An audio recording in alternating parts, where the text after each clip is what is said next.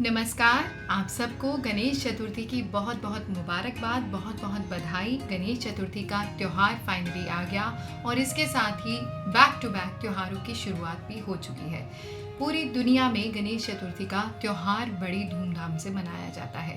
हो भी क्यों ना, क्योंकि गणेशा बहुत ही प्रिय भगवान हैं सबके, और ख़ास तौर पर इस त्यौहार को मुंबई, महाराष्ट्र और आसपास जितनी स्टेट्स हैं उसमें बहुत ख़ास तौर से सेलिब्रेट किया जाता है। गणेश चतुर्थी सिर्फ भारत में नहीं बल्कि विदेशों में भी सेलिब्रेट होता है, और जितनी भी हिंदू कम्युनिटीज बाहर के मुल्कों में बसी हुई है वो सब मिलजुल कर गणेश चतुर्थी का त्यौहार मनाते हैं।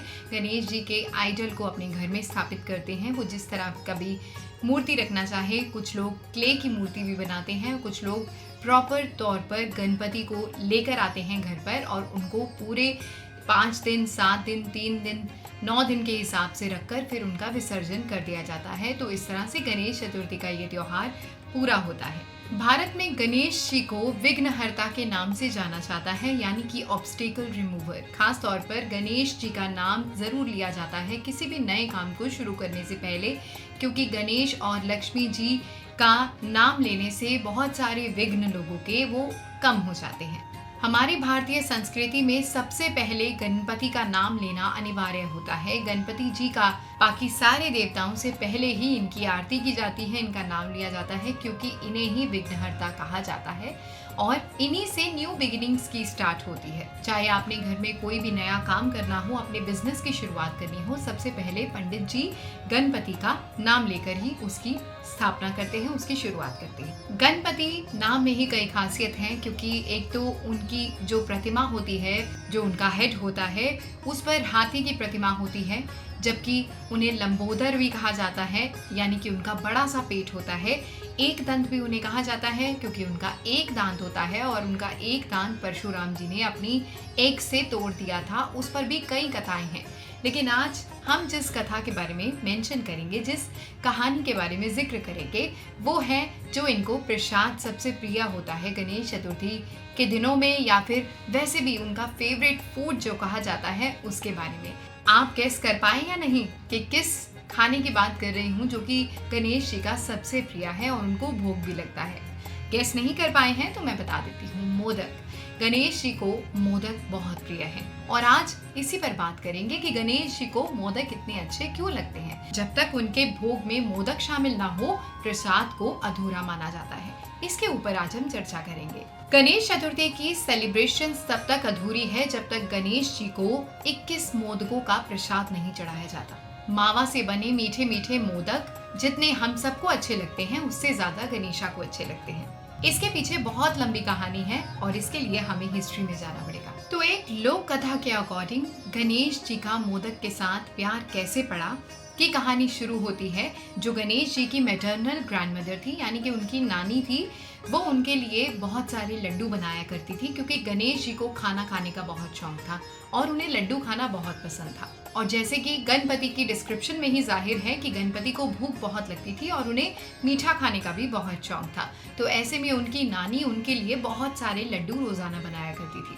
लेकिन जैसे जैसे गणेश बड़े हो रहे थे, उनकी भूख भी बड़ी हो रही थी, उनका पेट भी बड़ा हो रहा था और उनकी रिक्वायरमेंट्स भी बड़ी होती जा रही थी।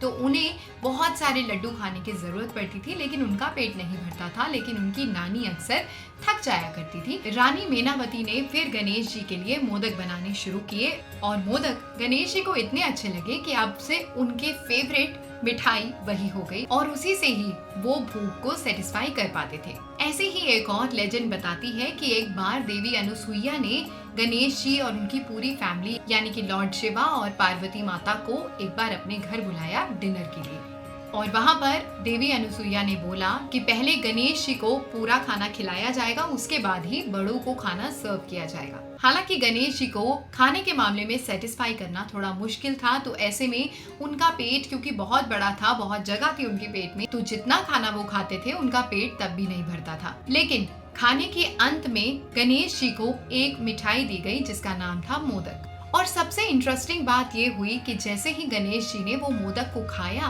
तो उन्होंने एक बहुत बड़ा बर्प लिया, यानी कि डकार लिया, जिसका मतलब था कि अब गणेश जी का पेट फुल हो चुका है और उनकी भूख अब सेटिस्फाई हो चुकी है। और उससे भी इंटरेस्टिंग बात हुई कि जैसे ही गणेश जी ने बर्प लिया, साथ ही साथ लॉर्ड शिवा यानी शिव जी भगवान ने भी बर्प लिया, लेकिन एक नहीं 21 बार, जिसे देखकर पार्वती माता एकदम हैरान रह गई और उन्होंने देवी अनुसुईया से पूछा कि अभी ये क्या हुआ, जिस पर देवी अनुसुईया ने पार्वती माता को मोदक के बारे में बताया। अब मोदक के बारे में जानकर पार्वती जी ने अपने बेटे के सारे डिवोटीज यानी कि सारे भक्तजनों को कहा कि जब भी वो मिलने आए तो लॉर्ड गणेशा के लिए मोदक लेकर आए, और तब से 21 बार ही उन्हें मोदक का भोग लगाया जाता है, यानी कि 21 मोदक का भोग लाजमी लगाया जाता है गणेश जी को अगर आपने प्रसाद के रूप में मोदक रखना है। गणपति जी का मोदक के साथ इतना प्रेम था कि उनका नाम मोदक प्रिय भी रखा गया। कहा जाता है कि एक बार लॉर्ड विष्णु के 6th अवतार से लॉर्ड गणेशा की फाइट हो रही थी और इसी दौरान लॉर्ड गणेशा का एक दांत टूट गया, और एक दांत होने की वजह से जब लॉर्ड गणेशा कुछ खा नहीं पाते थे तो ऐसे में उन्हें मोदक दिया गया, जो कि बिल्कुल ही मावा, घी और मीठे से बनाया जाता है और एकदम ही मुंह में घुल जाता है और इतना सॉफ्ट होता है कि गणेश जी का सबसे प्रिय यही मिष्ठान हो गया। तो ऐसे में तब से लॉर्ड गणेशा को मोदक से प्रेम हो गया। आई होप आपको इसके पीछे के सारे रीजन समझ आ गए होंगे। तो फिलहाल आपका इस कहानी के बारे में क्या विचार है? क्या आप भी अपने घर में मोदक का प्रसाद लॉर्ड गणेशा को लगवाते हैं गणेश चतुर्थी के त्योहार पर? और आप गणेश चतुर्थी अपने घर में किस तरह से सेलिब्रेट करते हैं? प्लीज कमेंट करके जरूर बताइए। ऐसी और कहानियां सुनने के लिए प्लीज चैनल को सब्सक्राइब कीजिए और वीडियो को लाइक कीजिए। आप सबको गणेश चतुर्थी की बहुत बहुत मुबारकबाद। लॉर्ड गणेशा आप पर बहुत सारी ब्लेसिंग से और आपका ये त्योहार बहुत अच्छा रहे। Thank you so much for watching and happy Ganesh Chaturthi.